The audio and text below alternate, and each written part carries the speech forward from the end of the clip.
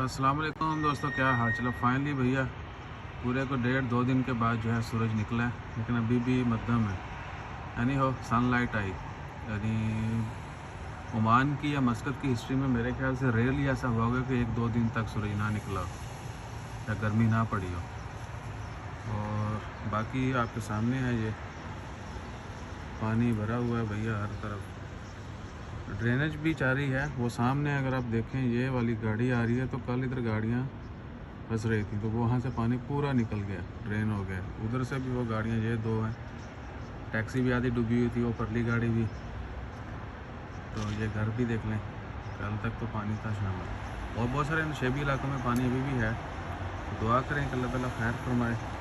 कबूतर भी वापस आ गए, इनको दाना डालते थे इधर, तो बेचारे 2 दिन पता नहीं कहाँ पर कैसे कैसे रहे होंगे।